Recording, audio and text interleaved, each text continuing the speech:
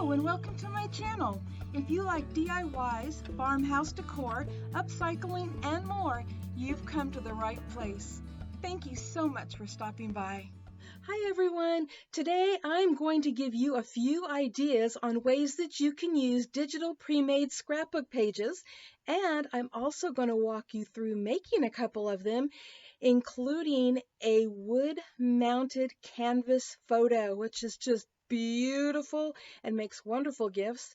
And I'll also show you how to make refrigerator magnets. So let's get started.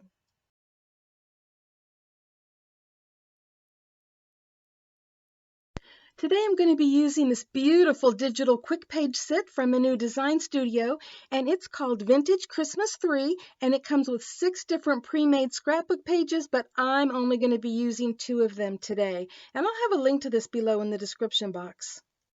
And for this first project, I'm going to be using Artist Canvas for inkjet printers, and it is a pre-stretched cotton canvas and is UV resistant and is from printonit.com, and I'll put a link to it below in the description box. And I just want to point out that this is actual canvas and not paper or cardstock. Okay, so when making a canvas and putting it on a piece of wood, you're going to want the image to be larger than the piece of wood so you can wrap it around. So I'm going to go up here to Pictures and go to my file, and let me see, I believe this is the one that I want to use right here. And I am going to come up here and make that 8 inches. Couldn't make it much larger than that since the page is only 8.5 inches. So we're going to make it 8 and just kind of lining it up here a little bit. Okay, and then I'm going to come back up and click on Picture. And I am picking this picture right here. And I don't remember exactly what size will fit in there, but you'll have to just mess around like I do, because I mean it just depends on how big you're making things. You know, if this quick page was bigger or smaller, the picture obviously would have to be bigger or smaller. And let me see here, just kind of guessing where things are going to be before I move it backwards. So I'm going to send it backwards, and actually I think I'm going to zoom in a little bit, and yep, it's not exactly right because I can see white over here on the side and I don't want to see that. So we're going to bring that back forward and move it over a tiny bit. And I actually might have to make the picture a little bit bigger. We're going to find out here in a minute. I'm going to send it backwards. And you know, you can still see the dog right there. So I think I have this right where I want it. So I'm going to leave it right there. And you know, I wasn't sure if I wanted to put the date on here, put Christmas and the date. But you know, I think I'm going to leave it just the way it is. And to make sure that everything stays together, even though I shouldn't have to worry about it, but I'm going to come over here and do Select All and Group. And that way, if something gets moved while I'm playing around, it's all going to stay together. As you can see, everything stays together, including if I had needed to resize it, which I am not going to do, or at least I'm not planning on doing. And that is how easy it is to use these frames, because you know they have that opening right there. You just send things forward and backwards. So like, let me click on that. We're gonna I can't do it now, I've already grouped it. But anyways, you can send it forward and backwards and get things lined up right where you want them before printing, and it's just really awesome. They've made this so easy for you. It's not like you have a picture sticking out here on the front, but look, it's actually behind all of the elements, and I just think that is so cool. Well, I guess it's time for me to go print this on the canvas, and I'll be back. Okay, so I printed and cut it out, leaving a border of approximately 1/4 inch, maybe a little bigger. And while sizing the picture, I had allowed for the thickness of the wood because I want the photo to wrap around the edges. And now that I've made sure that everything is going to fit properly, I am now turning over the canvas and centering the piece of wood on the back. I'm using a ruler just to measure around the edges to make sure that it's centered, and then using a pencil to trace around it before I move on to the next step. You could always just eyeball it, but I feel that this is the safest way to make sure that it's centered. Now this next step is optional. I'm going to be spraying the wood with a spray adhesive and then place it in the area that I marked off for the center of the canvas. And I'm doing this so that nothing moves while I adhere the edges. But if you're really sure of yourself, then you do not have to use the spray adhesive to attach the wood to the canvas. For this next step, I'm going to be using Beacon Fabri-Tac because it's good for a lot of things, including wood and fabric, and I will also be using my Monvic hot glue gun that I recently did a review on. The Fabri-Tac will give a lasting permanent hold, and the hot glue gun will give a quick hold to help hold things in place while I work. And while I'm doing this, I'm going to let you listen to some music instead of listening to me babble. I think watching me do this is all the explanation you're going to need.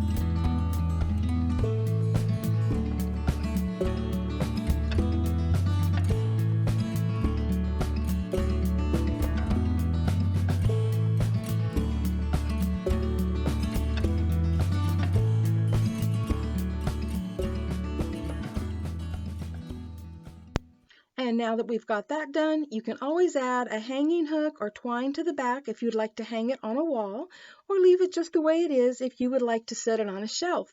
And for a little extra security, you can add staples to the corners like I'm doing here. And here it is finished, and the sides look just as beautiful as the front. Who needs Shutterfly when you can do it yourself, right?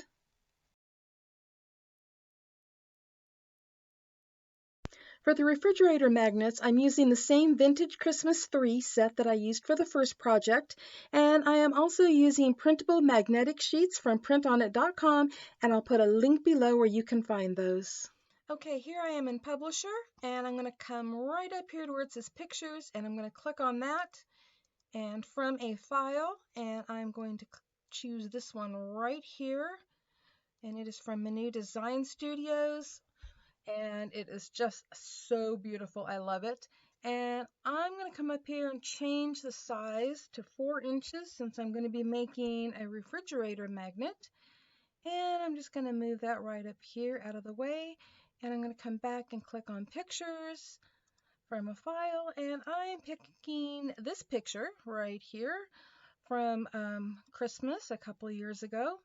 And I'm going to change the size of that to 2 inches because I believe that was the size that works for this. And I'm just going to try to get it in here where I think it should be for the moment because I can always adjust that. So I'm going to send it backwards, and I'm actually going to zoom in so that I can get a good look here. And I can see that I need to make some changes, so I'm going to bring it back forward, or in this case, send that one backwards. There we go. And I think I needed to move it this way more. I wish I could remember. Okay, I'm going to send it backwards again, and it actually looks like I have it exactly where I want it. So now I want to add some text to it, but you did see how easy it was to add that. You just send it forward, backwards, you play around till you get it the right size and the right location for what you're looking for. And now I want to add text, so I'm going to draw a text box, and I think I'll draw that right about here, and I'll come over here and choose the text that I want to use. Come on, there we go.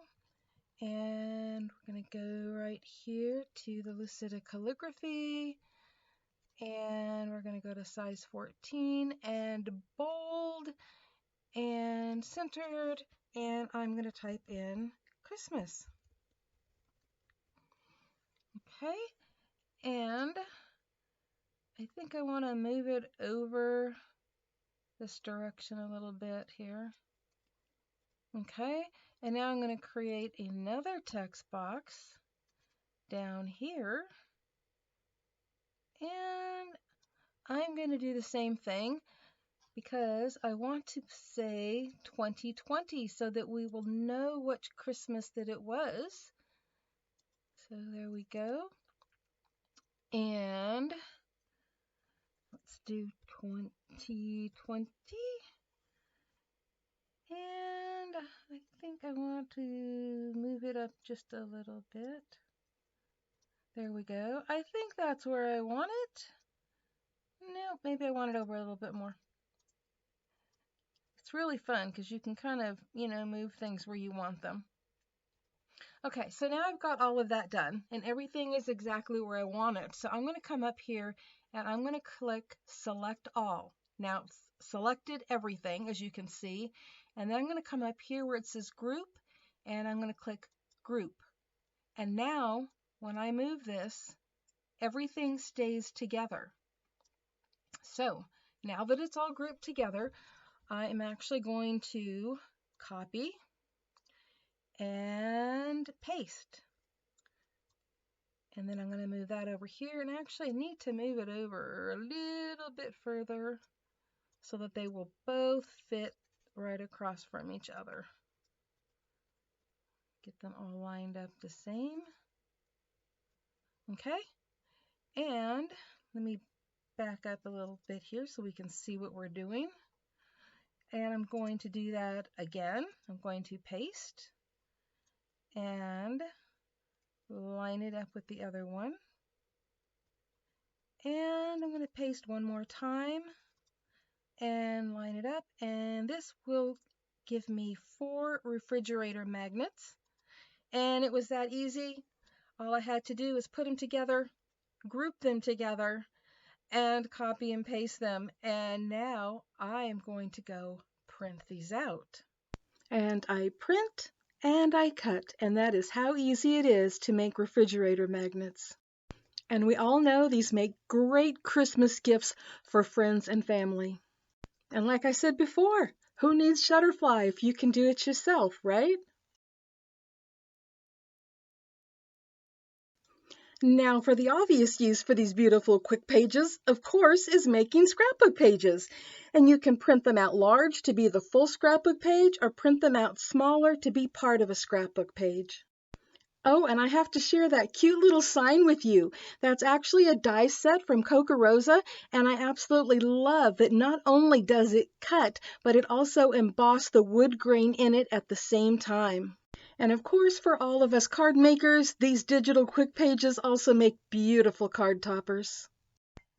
Well, I hope that you liked learning that there's more than one way to use those digital pre-made scrapbook pages. And remember, if you don't have Publisher or Word on your computer, or if you don't have Photoshop, there are also free online places that you can use, and I'll try to find some links to those and put them below in the description box, as well as having links below to what I used today from a new design studio, and also the things that I used from printonit.com and Rosa.